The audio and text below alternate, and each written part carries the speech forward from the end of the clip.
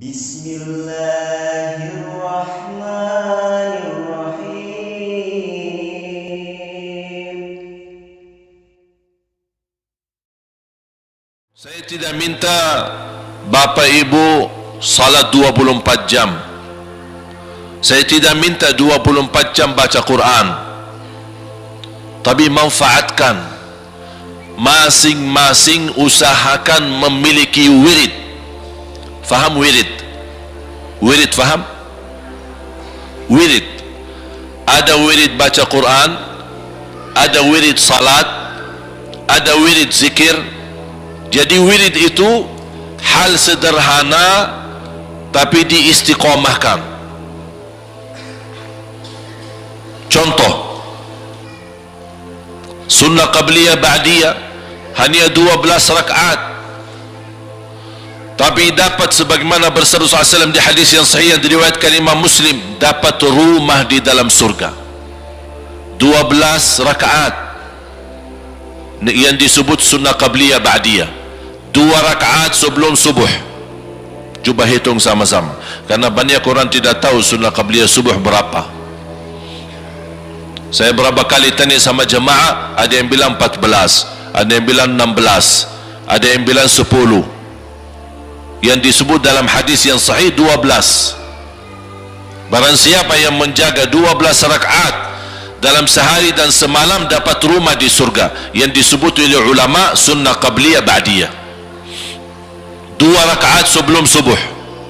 Yang dimaksud sunnah qabliyah ba'diyah beda sama sunnah umum. Sunnah qabliyah ba'diyah ada sunnah yang lain, itu namanya sunnah mutlak. Kalau dalam fikih disebut sunnah mutlak. Apa yang arti sunnah mutlak? Umum. Seperti apa? Duha, tahiyatul masjid, sunnah wudu, sunnah hajat dan yang lain-lain. Itu namanya umum, tidak terkait dengan salat wajib. Tapi kalau sunnah qabliyah ba'diyah syaratannya apa? Tidak ada sunnah qabliyah ba'diyah kalau tidak ada salat. Artinya apa? Jangan-jangan orang rutin jaga salat sunnah qabliyah ba'diyah tapi tidak salat sama sekali. Lucu ya?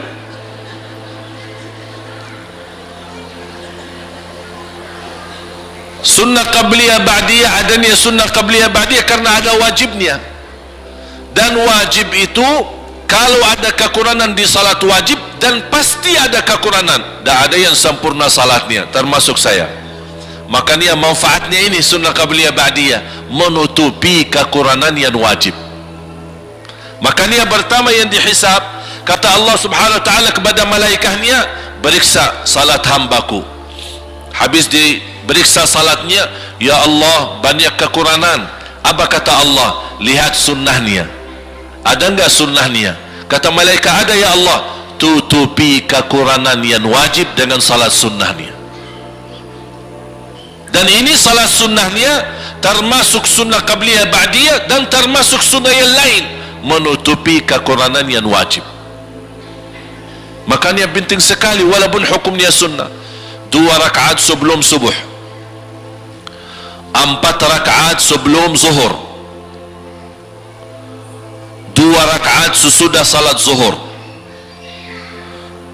Sudah berapa? 8. 2 rakaat sesudah salat maghrib, 2 rakaat sesudah salat isya. Itu yang disebut salat sunnah qabliyah ba'diyah. Di luar itu ada sunnah mutlak. Contoh, barang siapa bersabda SAW, barang siapa yang salat sebelum asar 4 rakaat dapat rahmat dari Allah, itu di luar sunnah qabliyah ba'diyah. Itu namanya sunnah umum. Ketika kita ada luang salat 4 rakaat, kalau salat sunnah tetap 2, tidak boleh digabung. Karena Rasulullah SAW di hadis yang sahih, la tushabbihun nafilata bil faridah, tidak boleh disamakan salat wajib dengan salat sunnah. Artinya kalau ada sunnah qabliyah 4 rakaat, berarti 2 dulu baru 2 lagi. Tidak boleh disamakan dengan salat zuhur atau salat asar. Syarat sunnah qabliyah ba'diyah, pertama terlaksana salat wajib, terkait dengan salat wajib. Yang kedua sesudah azan. Tidak ada sunnah qabliyah sebelum azan. Jadi kalau belum azan, berarti kalau anda salat sunnah, itu sunnah apa? Mutlak. Sunnah apa? Mutlak. Bahasa lain di dalam fikih, nafilah. Apa itu nafilah? Ya sunnah umum. Masuk masjid belum azan, ingin salat 2 rakaat, 4 rakaat, 6 rakaat, itu semua namanya nafilah mutlak, sunnah mutlak. Begitu azan anda salat 2 rakaat, itu namanya sunnah qabliyah, sesudah azan. Termasuk sunnah fajar. Sunnah fajar atau sunnah subuh atau sunnah qabliyah subuh, itu sama, satu, cuma 3 nama. Sunnah fajar disebut dalam fikih sunnah fajar, disebut pula sunnah subuh, disebut juga sunnah qabliyah subuh. Kapan dilakukan? Sesudah azan subuh, sebelum salat wajib.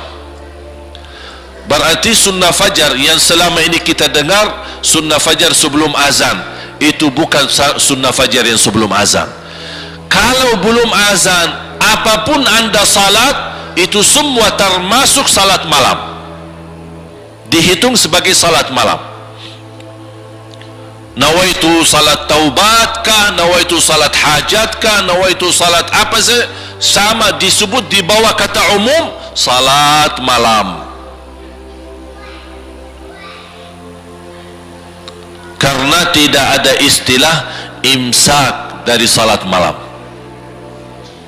Faham gak imsak?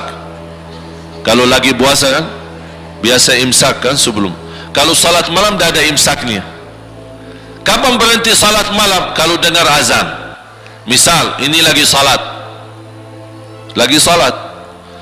pas rakaat kita udah mulai Allahu Akbar salat malam, kita lagi sudah 2 rakaat. Pas saya salat dah perhatiin waktu. Ketika saya lagi salat terdengar azan subuh, saya masih salat, langsung dilanjutkan, habiskan, tidak apa-apa. Bahkan ada satu hadis yang sahih, salatul laili mathna mathna mathna fa in khashiya ahadukum as-subha falyutir. Salat malam 2 dan barang siapa yang kekhawatiran masuk waktu subuh, segera tutup dengan witir. Ini bagi orang yang salat malam di terakhir, di ujung. Sudah faham? Jelas? Nyambung? Masuk? Alhamdulillah.